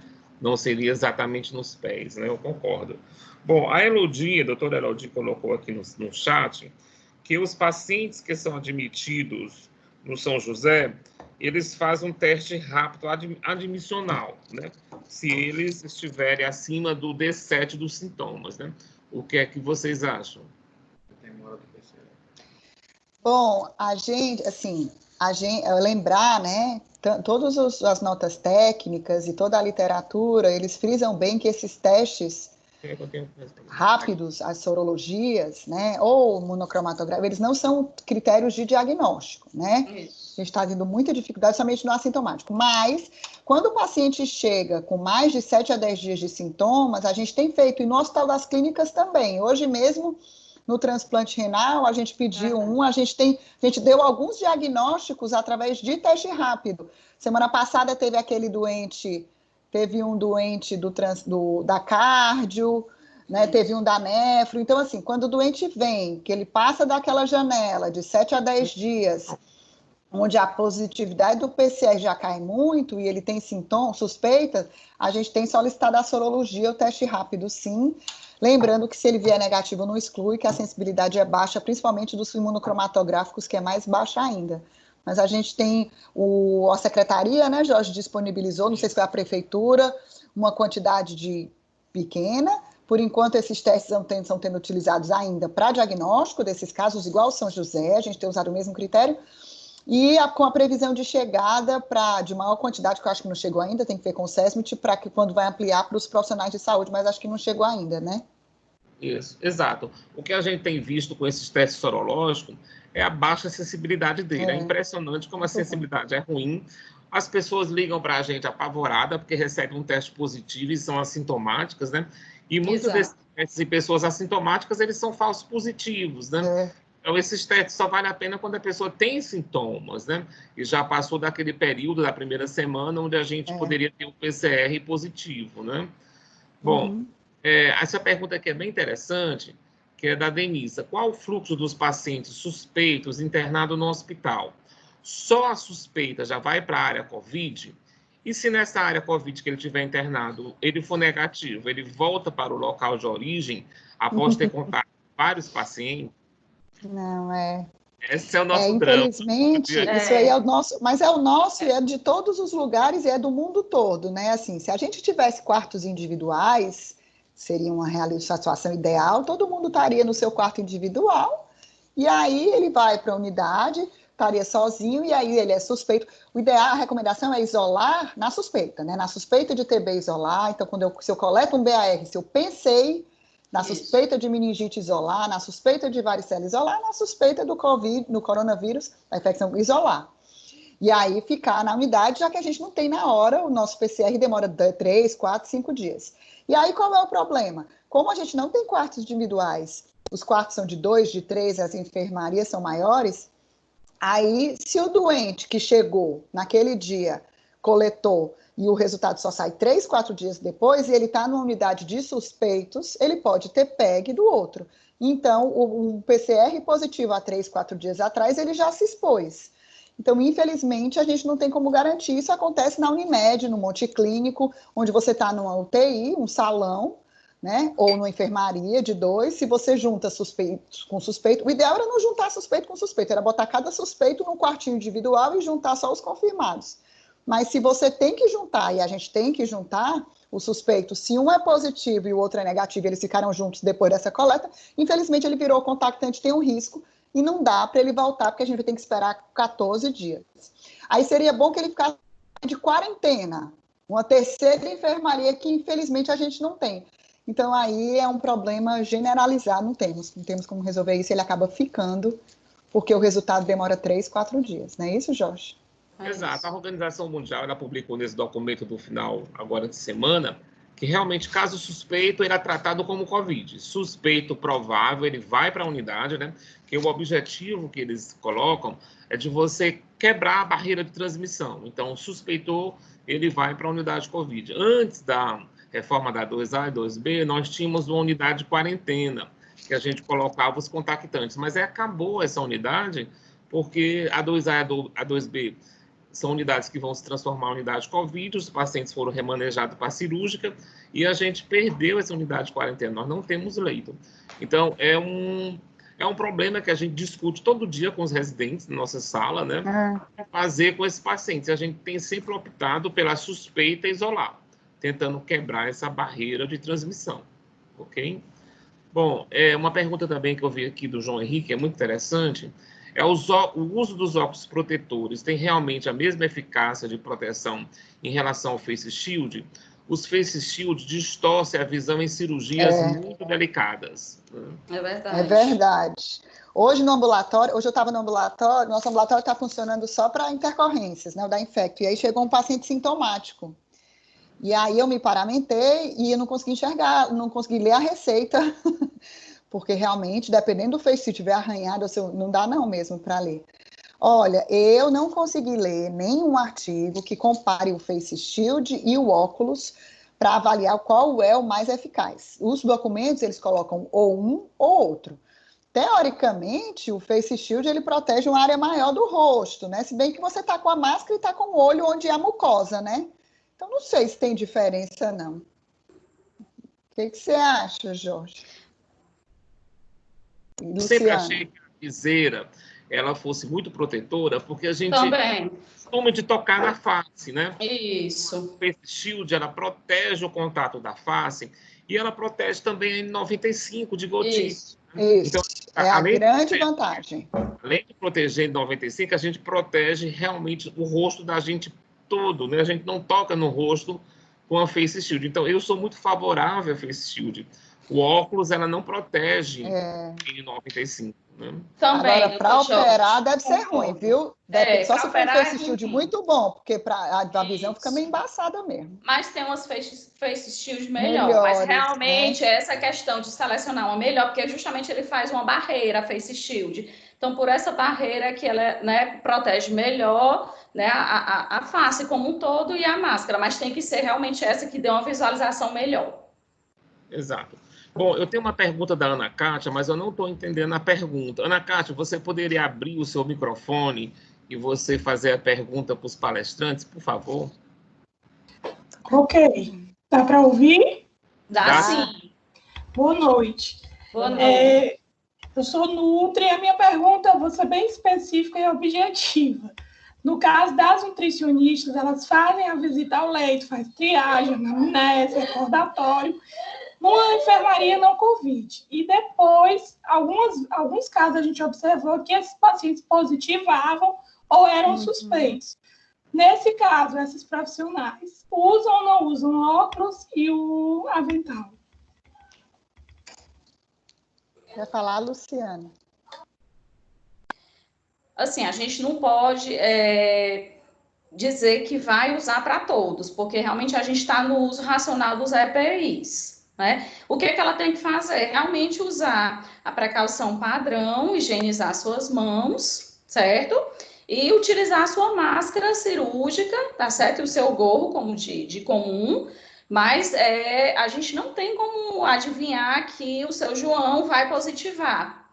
Mas a partir do momento que a gente realmente identifica, então muda, né, a nossa forma de se portar, de usar o EPI. Mas a gente não tem como se portar, saber antes se ele vai desenvolver ou não, Kátia. Podem complementar, doutor Jorge, doutora Eveline. Eveline? Pois é, acho que depende do grau de exposição do profissional, né? Por exemplo, a gente entra ontem, por exemplo, eu entrei na enfermaria no apartamento lá na Unimed para fazer uma visita a um paciente com Covid, no quarto, um colega médico. Eu fiquei mais do que 1 metro dele e eu não cheguei perto, não examinei, não fiz nada. Será que precisa usar um face shield, um óculos, já que eu só fiz entrar no quarto, né, e fiquei a 1 metro de distância? Isso num paciente sintomático. No assintomático é complicado, né? Porque, assim, pela recomendação, pela OMS, não tem indicação de usar face shield e máscara para todo doente assintomático, né? Avental, essa paramentação toda. Claro que existe o potencial dele ser assintomático e transmitir. Mas, teoricamente, esse risco de transmissão do assintomático é menor, não se sabe muito bem. Quem transmite mais é o sintomático. Então, usar essa paramentação toda para todo paciente não tem sintomas nem suspeita de nada, acho complicado, né? Eu ficaria com precaução padrão mesmo. Eu acho que o importante é manter a distância do leito, entendeu? Se você vai fazer uma anamnese, você ficar 1,5 metro de distância, isso é fácil, né? Porque os pacientes estão deitados no leito, na maioria das vezes, né? Você consegue ter essa proteção sem ter grandes aparatos de EPIs, né? Bastando a precaução padrão e distanciamento do leito do paciente, ok? Bom, eu tenho pergunta da doutora Sônia Leite, né? Ela está elogiando a aula, obrigado, Sônia, obrigado pelos palestrantes. E ela tem 2 perguntas. A máscara cirúrgica pode evitar que o profissional assintomático ou oligossintomático contamine outras pessoas? Sim. Pode, sim. Por isso que a gente está usando, né?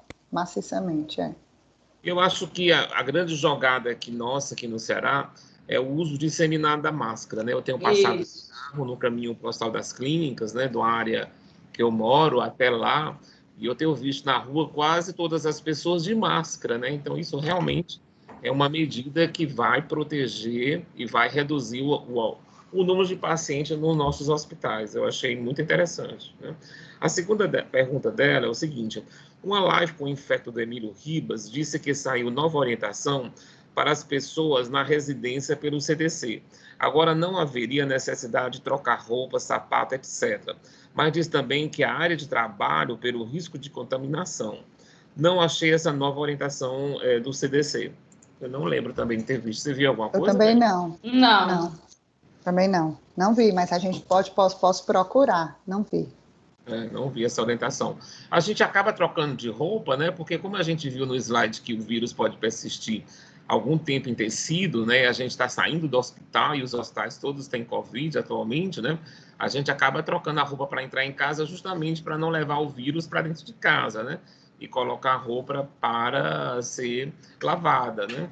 Eu acho que o objetivo grande é isso, né? Devido à sobrevivência do vírus em superfícies, como tecidos, né? Bom, tem outra pergunta aqui. O teste rápido positivo, PCR negativo, paciente assintomático. Ao retornar ao trabalho, é necessário fazer novo teste rápido? Isso aqui a gente já respondeu, mas pode enfatizar de novo, né, Eveline? A pessoa a PCR dele foi negativo, né? E fez um teste que não deveria ter feito, né? Mas, enfim, fez o teste e deu positivo, né? E aí retorna Se esse teste é positivo, o ideal é você separar o IgG do IgM, né? Se é aquele teste que junta tudo, IgG e IgM juntos, você não vai saber, né? E lembrar que esses testes ficam positivos, o IgM, ele fala até 3, 4 semanas, o IgG fica 6, né? Muito mais tempo. Então, se ele não está assintomático, teoricamente, o teste não é um critério de transmissibilidade e de retorno ao trabalho, a positividade do teste. Muito provavelmente o que o teste está dizendo é que você teve e que se você está assintomático, você não vai transmitir, então você volta. Se é só um IgM positivo e o IgG negativo, aí a gente fica na dúvida, será que ele está naquela fase, ele é um portador assintomático? A gente não sabe como interpretar os IgMs nos pacientes assintomáticos, ninguém sabe a sensibilidade e a especificidade, porque os testes foram validados para pacientes com sintomas. E lembrar que esse IgM positivo isolado pode ser um falso positivo, como o Josh diz, a gente tem visto muito IgA, até discuti com a Elane hoje uns casos, 2 ou 3 casos agora de IgA positivo isolado. Porque você pode ter, principalmente se for ELISA, você pode ter falso positivo, cruza com outros coronavírus, e inclusive com vacina, eu vi um artigo com vacina da influenza. Então, às vezes, é só um falso positivo, então é difícil interpretar. Eu acho que não deve ser usado como critério de retorno ao trabalho, nem como critério de infectividade, entendeu? Ninguém sabe muito como interpretar. É isso que eu estou estimulando as pessoas assintomáticas a não fazerem teste rápido, né? Porque a gente vai ficar nessa dúvida, e muitos deles podem ser falsos positivos, como o Elinho colocou, né? Bom, o Ivo está perguntando se o Hospital das Clínicas vai esterilizar a máscara N95. Luciana? Até o momento, assim, não está indicado, né, esse processo e nós não temos essa tecnologia. Então, até o momento, não. Assim, João, isso aí é uma coisa que existe um documento, existem alguns guidelines, alguns documentos, mas reprocessamento de material de uso único é uma coisa muito séria. Isso. Né? Assim, a gente que escuta e estuda e escuta os estudiosos, professora Kazuko, que é a titular da USP, que publica, e a experiência passada, reprocessamento de catéter, de hemodinâmica, reprocessamento de qualquer trocáter, que a gente viu aí com surto de micobactério. Então, para reprocessar, você tem que garantir uma limpeza perfeita, tem que garantir a integridade do material. Então, não é simples assim, né? Então, assim, a gente só vai reprocessar se tiver uma padronização da organização do Ministério da Saúde, se ele, que é o órgão máximo que a gente está seguindo no Brasil, e primeiro ele tem que saber qual é o método, é peróxido de hidrogênio, é baixa temperatura, é alta temperatura, quer dizer, e é um negócio bem complicado, e a gente espera não chegar, ozônio, a gente espera não chegar nesse nível absurdo de falta de EPI que tenha que reprocessar. Pelo que a gente viu, a experiência da Itália, da Espanha, dos Estados Unidos, é que a curva dele já está caindo e parece que a nossa talvez esteja estabilizando e conseguiu-se chegar a passar pela pandemia sem que isso fosse uma prática de ficar reprocessando nos outros lugares. Então, a gente espera passar por a pandemia e diminuir sem precisar reprocessar, porque é um negócio muito delicado, eu acho. Estressante demais. Verdade. Ficar reprocessando em 95, né? O que eu acho mais importante é que você não pode garantir o funcionamento. A integridade. A integridade. Então, a eficácia do filtro, né? Eu acho que nem o CDC se posicionou com relação a isso. Não. É muito complexo esse assunto. Então, nós não iremos fazer isso, né? Bom, a Ana Kátia pede para retornar a pergunta dela. É aqui, né? A Elodie pergunta se essa aula vai ficar gravada em algum lugar. Vai sim, a TI disse que ela vai disponibilizar na nuvem e a nossa ideia é que depois ela passe para o YouTube. Eu só gostaria de lembrar que a próxima webinar será sobre tratamento, né? Nós vamos falar sobre o tratamento de Covid e a gente convidou o doutor Alberto Rio, o doutor Rainar. O Rainar, ele é diarista da enfermaria, o Alberto Rio da UTI, né? Ele passa a visita na UTI, e a doutora Fernanda da Reumato para falar um pouco da experiência dela com cloroquina, né? Muito da experiência que ela tem com cloroquina. Então, provavelmente, essa webinar será sexta-feira, às 20 horas. Então, na hora que a gente conseguir organizar, a gente repassa para vocês a informação sobre a data certa e o dia da aula, né? Bom, tem uma pergunta aqui ainda.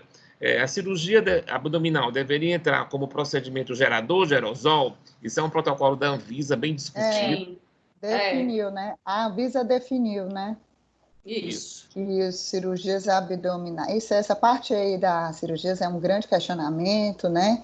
Mas aquele último documento, até que ponto aerossoliza e a transmissão, mas ele definiu como aquele último documento que cirurgias abdominais são procedimentos geradores de aerosol com indicação de paramentação em 95 e tudo, né, Jorge? Em relação às laparoscopias, é que não se sabe, né? A cirurgia aberta, a laparoscopia. Isso. Na realidade, a Anvisa acabou colocando praticamente todas as cirurgias usando o EPI completo, né? Máscara, shield e avental impermeável. Praticamente todas as cirurgias, porque ela só não colocaria cirurgia que você descartasse Covid. É difícil para a gente descartar Covid hoje em dia, né? A gente vê muitos pacientes que se operam e no pós-operatório imediato eles desenvolvem sintomas de Covid, né? Então, vamos seguir o protocolo da Anvisa. Bom, a Eugenie elogia a aula, obrigado, Eugenie, parabéns aos palestrantes, né? Tem um protocolo para proteção de pele, isso a gente já discutiu já, né, que a gente não tem, talvez não tenha esse protocolo escrito, mas eu acho que a ideia mais fundamental que eu achei foi de usar hidrocolóide, né, para proteção de pele de rosto, né, para uso 95. Eu acho que a gente, da SCH, a gente pode marcar uma reunião com a estomoterapia e definir um protocolo para proteção de pele, né? A Sônia também coloca aqui que ela viu que a máscara deveria ser mudada de posição a cada 2 horas, mas o risco de contaminação aumenta. Essa orientação. Ficar tocando aumenta. É melhor ficar direto com ela 4 horas do que a cada 2 horas ficar mexendo, né? Justamente porque você vai tocar em quê, né? Você vai tocar na máscara, né? Na estrutura superficial da máscara. É melhor usar a proteção de face, né? Para melhorar o incômodo do uso da máscara, né? Deixa eu ver se a gente tem mais alguma pergunta. Da Kelly, não? Não, acho que não tem mais nenhuma pergunta, não. Bom, eu queria agradecer a doutora Evelinha, a doutora Luciana Fragoso. Obrigada. Agradecer a todas as pessoas, foram quase 100 pessoas no chat da reunião, né? Obrigado pelas perguntas, né? E lembrar que a CCH está sempre disponível, né? A gente está sempre disponível para tentar tirar as dúvidas, né? Porque dúvida nós temos também, né? É uma doença que traz dúvidas para todos nós, né? Mas a gente está disponível a colaborar com todo o hospital. Gente, muitíssimo obrigado. Assim que possível, eu já disponibilizo para vocês a data da próxima aula. Boa noite para vocês. Quem quer falar? Boa noite. Eu acho que alguém quer falar aqui. O Igens? O Ivo quer falar. O Ivo, por favor, professor Ivo. Eu ia perguntar a respeito dos testes rápidos. Tudo bem? Eu também fui vítima do Covid, né, Jorge? Foi? O senhor está bem? Graças a Deus. Graças a Deus. Graças a Deus. E os corticoides? Parece que é o que é de melhor, né? Tira realmente como. É o que realmente adianta, parece, né? E o pior é que a Organização Mundial de Saúde detonou tudo, né? Nem corticoide serve. Mas assim, na prática, a gente está vendo que quem já teve, quem trata dos pacientes, muda. A gente também tem visto isso. O corticoide é o que tem resolvido. Isso é verdade. Tem gente sair do risco de ir para o tubo com corticoide, né? Exatamente. Mas, assim, a respeito dos testes rápidos, eles são muito ruins, né? Esses testes rápidos, esses testes sorológicos, na melhor dizendo. E eu, conversando com o pessoal lá dos Estados Unidos, o pessoal que mexe com esse laboratório, ele mostrando que lá eles usam o IgA, em vez do IgM, para o diagnóstico, né, no teste sorológico. Mas eu falando com o pessoal daqui, né, eles falam que quando se usa IgA e as pessoas tomaram a vacina para influenza, essa vacina acaba dando falso positivo desse IgA. Então, perdeu-se essa coisa da melhora. Talvez a quimiluminescência, coisa desse tipo, mesmo assim é ruim. Eu tenho vários pacientes que tiveram PCR positivo, já fizeram 3 vezes o teste de anticorpos, dá negativo e fala assim, estava errado o teste. Não, errado é os outros que não são refugos do refúgio. Então, na realidade, nem serve para diagnóstico, essa proteção, né? E a gente nunca sabe disso daí. Na dúvida, a gente acredita quando deu positivo ou que deu negativo. A possibilidade é tão pequena, esses testes desses strips são não chega nem 40%. Então, eles não têm muito sentido. O PCR que tem, e na realidade a gente conduz pela clínica e pela epidemiologia das coisas. Quando tem, como vocês falaram, se admite que foi contato, se toma as providências, é assim que tem que ser feito, porque os testes, infelizmente, eles nem protegem, nem dão diagnóstico de testes rápidos. Para jantar, meu amor. Parabéns, vocês foram fantásticos aí, eu gostei de ver, aprendi muito. Obrigada, olha aí, que conversa, Toíba. Nós temos que lhe convidar, Ivo. Você que está ensinando. Obrigada aí pela participação. Vamos encerrar agradecendo de novo a todos vocês, entendeu? E a gente se encontra na próxima. Gente, boa noite, né? Boa noite. Muita amor e muita tranquilidade. Boa noite, gente. Obrigada, boa noite. Boa noite.